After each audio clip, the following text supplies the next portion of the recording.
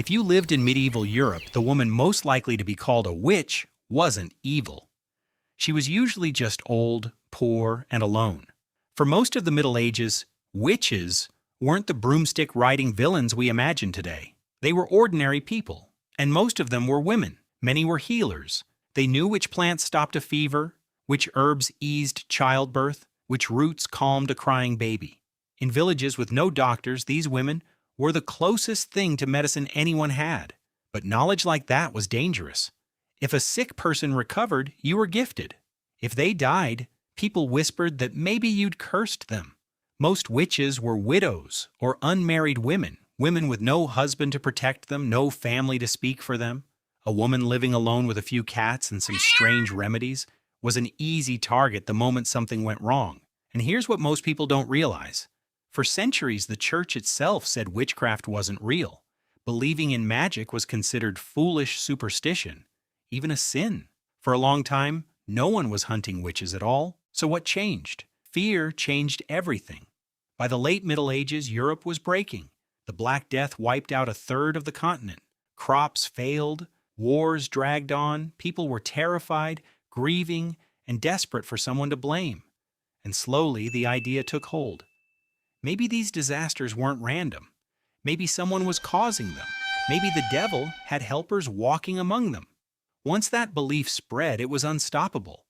A bad harvest wasn't bad luck anymore. It was a curse. A dead child wasn't tragedy, it was witchcraft. And the old woman down the road was the perfect suspect. Accusations were terrifyingly easy to make. A grudge, a nightmare, a neighbor's jealousy. That was often all it took. Picture how it actually happened. A cow stops giving milk. A child wakes screaming with a fever. The village needs a reason, and someone remembers the old widow at the edge of town, the one who argued over a loaf of bread last winter. That was enough. A whisper became an accusation. The accusation became an arrest. She'd be dragged before men who had already decided she was guilty, and asked questions with no safe answer. Do you deny meeting the devil? Say yes, and you're lying. Say no, and you've just confessed. And here's the part that should chill you. Her neighbors, the people she'd healed, fed, and lived beside for 30 years, would say nothing. Because in a village ruled by fear, defending a witch could make you the next name on the list. So ask yourself, what would you have done?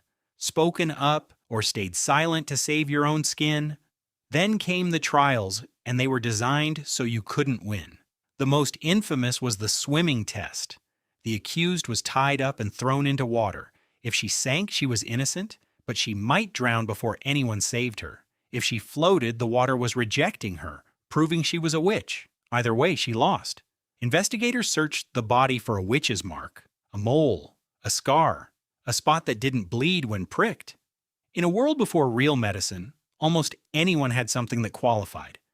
And to force confessions, they used torture. Under enough pain, people admitted to anything, flying through the night, meeting the devil, cursing their neighbors. Those confessions became proof, and the cycle fed itself.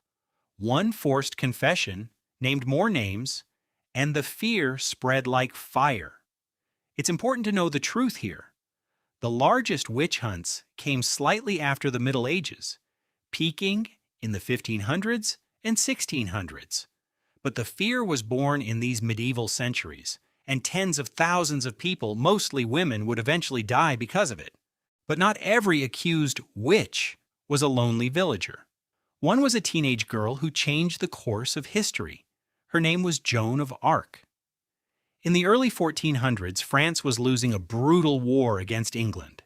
Then a peasant girl, barely 17, appeared, claiming that saints and angels were speaking to her, telling her to save France. It should have been impossible. But Joan convinced a desperate prince to give her an army. Dressed in armor, carrying a banner instead of a sword, she led French troops into battle, and they started winning. To her followers, she was a miracle, a girl sent by God. To her enemies, that was the problem. In 1430, Joan was captured. Her enemies didn't just want her dead. They wanted to destroy the idea that God was on her side. So they put her on trial, and among the accusations was witchcraft and heresy. The voices she heard, they claimed, came from the devil, not from heaven. For months, church officials interrogated her, trying to trap a teenage girl in her own words. She had no lawyer, no one to defend her. And yet, the records show she answered them with a sharpness that stunned the court. In the end, it didn't matter. The verdict was already decided. In 1431, at just 19 years old, Joan of Arc was burned at the stake. Witnesses said she asked only to hold a cross as the flames rose.